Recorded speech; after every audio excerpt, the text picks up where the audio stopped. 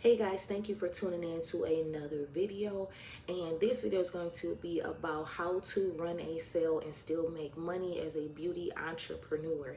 I'm gonna preface this by saying this video is mostly dedicated to hairstylists, but you can I'm hoping that you can use this to any kind of business and still make money. So I want to let y'all know, if y'all see me looking down, it's because I'm reading my list to make sure that I cover absolutely everything that I want to talk about in this video so that it's informative and I'm not rambling too much, because child, I can ramble like they pay me for it. So I also want to tell you guys that this is a suggestion. This is not me telling you exactly what to do and that this will 100% give you money, make you a millionaire tomorrow. No, no, no, no, no. These are just suggestions that I'm hoping that you all try and give me back your feedback, or even just dropping in the comments about what you have done in the past or even in the present that has actually worked for you. Please remember that this is your business.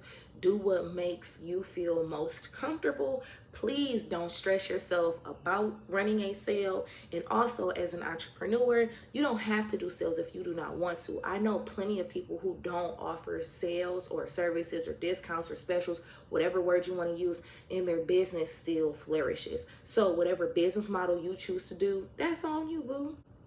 The first thing that I learned about offering a sale is to make sure that your price is at least double or triple the price that it takes to make the product or said service. For example, if your hair growth or beard oil costs $15 to make, you should be pricing your oil at about $30 to $45. When you're selling it at the price point, you are making what we all like to call a profit. When you discount it, the lowest that you should be discounting it is the cost it cost you to make the oil.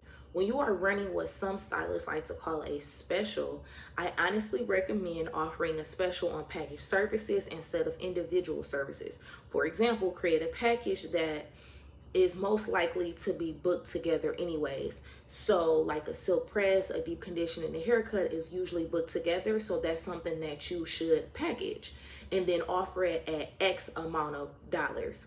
Or you could even take one service and heavily discount it or even offer it for free. So for me, I would probably offer the deep conditioning treatment for free, or I would heavily discount the haircut within the package. So that's like 3 packages I just gave y'all an idea for. In corporate salons, I've noticed when they offer sales, they take one service and heavily discount it, or they offer it for free when you get other services. This means they're still getting a profit, and usually the service that they're offering for free or heavily discounted, it's already a service that costs less than all the other ones, or it's a service that doesn't really take time to do anyways. It's like just an additional step, basically, not something that will add on an extra hour or 30 minutes onto your service. If you are deciding to discount a service that's taking up a lot of time, like a color or a complete style, think about what it takes to do that service and the lowest price you will go to service someone for a discounted price.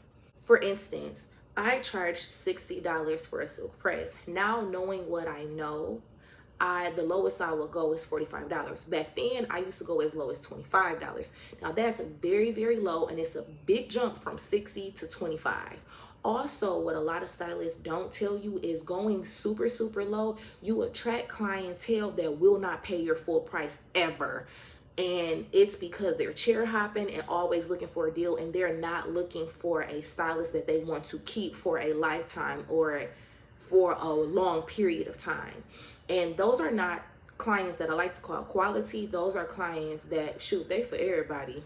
In the end, it's your business and you should run it the way you feel most comfortable. Some businesses run a sale to bring in new business, while others run sales just to sell products or get rid of products so that they can make way for the new products that they're getting ready to introduce to their audience. You have to decide what your end goal is, and you also have to do the math. Again, you have to do the math.